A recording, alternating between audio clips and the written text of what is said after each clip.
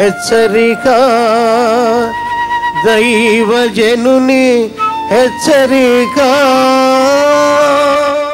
ఆయన పొందిన దెబ్బల ద్వారా మనకు స్వస్థత ఉంది. ఈ రోగాలను 39 శాఖలుగా డివైడ్ చేశారు. యేసు ప్రభు ఎన్ని దెబ్బలు తిన్నాడు తెలుసా? 1 తక్కువ 40 అంటే 39. ఒక్కొక్క రోగం కొరకు ఒక దెబ్బ తిన్నాడు.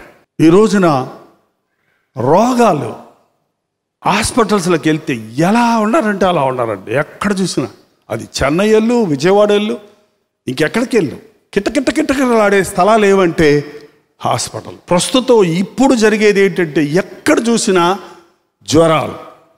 చిన్నపిల్లలందరికీ కోల్డ్, కాఫ్. చిన్నపిల్ల దగ్గుతూ రాత్రంతా పసిబిడ్డ దగ్గుతూ ఉంటే, నిద్రపోకుండా ఏడుస్తూ ఉంటే ఆ తల్లికి ఎంత హాయిగా ఉంటుంది కదా. ఒక బిడ్డకు బాధ అయితే తల్లిదండ్రులకు బాధ. తాత నా అమ్మమ్మలు నాయనమ్మలు ఉన్నారనుకో, వాళ్ళకి ఎట్లా ఉంటుంది అంటారు? ఏంద్రా పిల్లలు గొడవ అంటారా? నేను గమనించింది ఏంటంటే తల్లిదండ్రుల కంటే గ్రాండ్ పేరెంట్స్కి ఎక్కువ బాధ ఉంటుందండి. ఈ శరీర బాధ మనకు రక్త సంబంధం కాబట్టి ఇంటిలో ఒక్కరికి అనారోగ్యం అయితే ఆ ఇంటిళ్ళ బాధకి శ్రమే. డబ్బులు కట్టాలి, బిల్లులు కట్టాలి, మందులు వేయాలంటే. యోబుకి ఎవ్వరు లేరు, ఒక్క భార్య మిగిలింది. సరే, ఆమె వచ్చి నేనున్నాను కదండి, నేను గోకుతాను ఉండండి, పోతే పోయారులండి పిల్లలు, మీకు నేను, నాకు మీరు ఉన్నారు కదా, మనం ప్రార్థన చేసుకుందామండి, నేను పాట పాడతానండి, ప్రభువుని స్తుతిద్దామండి అందా. ఇంకెంతకాలమయ్యా నీ యథార్థత, ఇంకెంతకాలం నీ భక్తి? దేవుణ్ణి దూషించి మీరే ఏమన్నా చెప్పండమ్మా, భార్య ఏది చెబుతుందో అదే చేస్తాడు భర్త, ఖచ్చితంగా చేస్తాడు. అది జయించాలంటే యోబు లాంటోడికే సాధ్యం కానీ మనలాంటోడికి సాధ్యం కాదు. అబ్బో, భార్య కనుక భర్తతో ఏకీభవించకపోతే అంతకంటే మించిన నరకం ఇంకోటి లేదండి. చెప్పండి మీరు కావాలంటే, పురుషులు కూడా పెళ్ళైన వాళ్ళు. నీ భార్య నీకు వ్యతిరేకంగా తిరగబడింది అనుకోండి, అసలు నీ బతికేటువంటి చెప్పు. నీకు డబ్బులు ఉన్నాయి, ఆస్తి ఉంది, ఆరోగ్యం కూడా ఉంది, పిల్లలు కూడా ఉన్నారు, అన్నీ బాగానే ఉన్నాయి. భార్య మాత్రం నీకు ఎస్ అంటే నో అంటది. చెప్పండి ఎట్లుంటుందో. దేవుడు నరుడు ఒంటరిగా ఉండటం మంచిది కాదని సాటి అయిన సహకారిగా భార్యనిచ్చాడు. ఆ భార్య ప్రాణం విసిగించేదైతే, జగడగొడ్డైతే ఇంకా భర్త తట్టుకోలేడు, రాక్షసుడు అయిపోతాడు, అతను మూర్ఖుడైపోతాడు. నేను చెప్తున్నాను, నేను గమనించి చూశానండి. చాలామంది తాగుబోతులు అవడానికి ముఖ్యమైన కార్యం భార్య. మీకు కోపడండి. చాలామంది తాగుబోతులు అయిపోవడానికి ముఖ్యమైన కారణం భార్య. చాలామంది పరస్త్రీల దగ్గరికి వెళ్ళిపోయి బ్రతుకుని నాశనం చేసుకోవడానికి కారణం భార్య.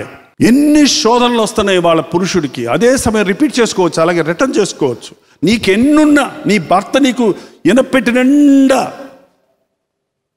బంగారు కొనిపెట్టినా, బీరువా నిండా చీరలు కొనిపెట్టినా, నీ భర్త నీతో సహకరించకపోతే నీకు ఎట్లుంటుంది చెప్పమ్మా? బంగారం కావాలా, నీకు భర్త కావాలా? చెప్పండి. ఏమో ఈ రోజుల్లో అట్టోళ్ళు తయారయ్యారేమో. ఎటపోతే అట్ట పోవయ్యా, తిరగవయ్యా, నాకు కొని చేయమనే భార్యలు ఉన్నారులేండి లోకంలో. ఈ రోజుల్లో ఇంకా విచిత్రమైన సంగతి చూస్తున్నారండి. ఎక్కడ చూసినా మొదటి భార్య, రెండో భార్య, మూడో భార్య. ఈ మూవీ స్టార్స్ అందరూ ఎంతమందిని పెళ్లి చేసుకుంటున్నారు, ఎంతమందికి విడాకులు ఇస్తున్నారు, ఎంతమంది పల్లెటూరుల్లో ఎన్ని వివాహాలు మళ్ళీ చేసుకుంటున్నారు. ఇదంతా కూడా సాతాను కుటుంబాలను విచ్ఛిన్నం చేయడానికి చేసే ప్రయత్నాలు. దేవుడు జతపరిచిన వారిని మనుషుడు వేరు చేయకూడదని స్పష్టంగా వాక్యం చెప్తుంటే, సాతాను భర్తలోనూ భార్యలోనూ, ఇది నేను గమనించి చూశానండి. భర్త తాగుబోతైతే, భర్త దుర్మార్గుడైతే భార్య చాలా అనుకోకుంటుందండి. సరేనండి అలాగేనండి. భర్త మంచోడై ప్రేమిస్తూ భార్య కోసం తను త్యాగం చేయటం మొదలు పెడితే ఏడా చాలామందిని చూశాను నేను. కొన్ని లక్షల మంది కుటుంబాలు చూశాను ఇప్పటికీ నా సేవలో నేను. వాళ్ళు వచ్చి వారి కష్టాలు, వారి సమస్యలు చెప్తున్నప్పుడు నాకు అర్థమైంది ఏంటంటే, నీ యొక్క ప్రేరేపణ వలన భర్తను తప్పుదారి పట్టించుకున్నావు. వాడు తప్పుదారికి వెళ్ళి తప్పు చేస్తున్నప్పుడు అప్పుడు నువ్వు భయపడుతున్నావు, అప్పుడు నువ్వు లోపడుతున్నావు. కాబట్టి ఈ లోపల ఏమైపోయింది, అతని జీవితం నాశనం అయిపోయింది. నీకు కుటుంబం కట్టుకోలేవు ఇక నువ్వు. భార్యాభర్తల బంధం చాలా విలువైంది. నీ భర్త దుఃఖిస్తే నువ్వు దుఃఖించాలి. నీ భార్య వేదన పడుతుంటే నువ్వు వేదన పడాలి. నీ బంధువులు చనిపోతే నువ్వు ఎలా ఆక్రపడతావో, నీ భార్య బంధువులు చనిపోతే అలా పరిగెత్తాలి నువ్వు. కానీ ఈ రోజున మనుషులు, సాతాను యొక్క కుట్ర ఇది. ఒక మనిషిని పడగొట్టాలంటే భర్త ద్వారానో భార్య ద్వారానో వారిని లొంగదీయాలి. ఇద్దరు ఒకదానికి వచ్చారంటే అటు దేవుని బిడ్డలన్న అవుతారు, ఇటు దెయ్యం బిడ్డలన్న అవుతారు. అననీయ సప్పారాలు ఏమయ్యారు? ఏక మనిషి వచ్చేసింది వాళ్ళిద్దరికి.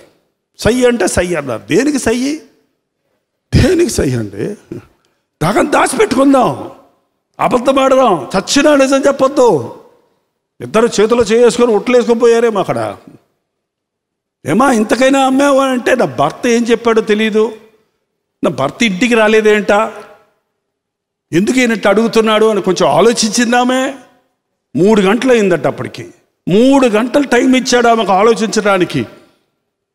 ఇంతకే అందంటే ఇద్దరు శిక్షకు పాత్రులయ్యారు.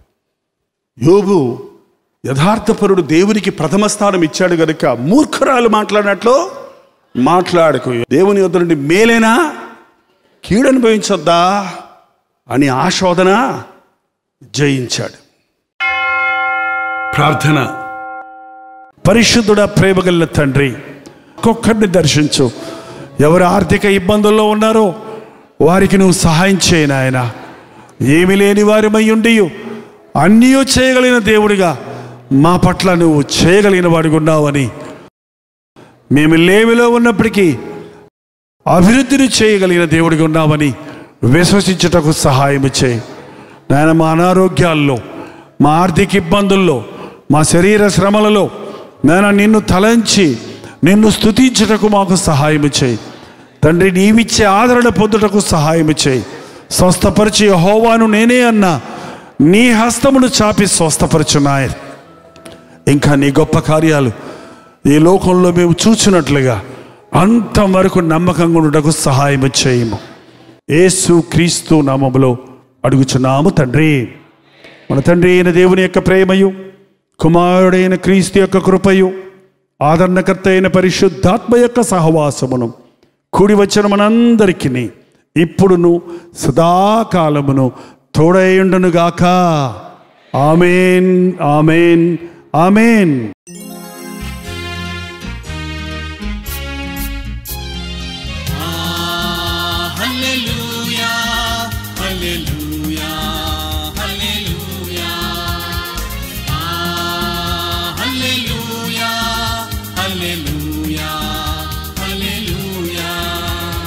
కలువరి ప్రేమే మధురం, కలువరి ప్రేమే మధురం, కలువరి ప్రేమే మధురం, కలువరి ప్రేమే మధురం.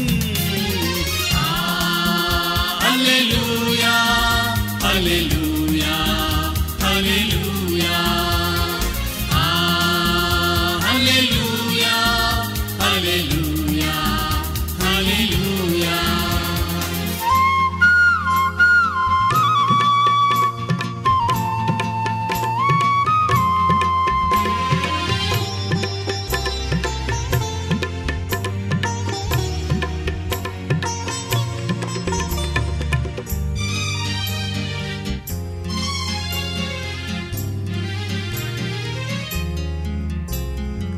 సిలువపైన విలువ త్యాగం చేసినావుగా, పాపినైనా నా కొరకు చిందించినావుగా, రుధిరం చిందించినావుగా. కలువరి ప్రేమే మధురం, కలువరి ప్రేమే మధురం, కలువరి ప్రేమే మధురం, కలువరి ప్రేమే మధురం. హల్లెలూయా, హల్లెలూయా, హల్లెలూయా, హల్లెలూయా, హల్లెలూయా, హల్లెలూయా.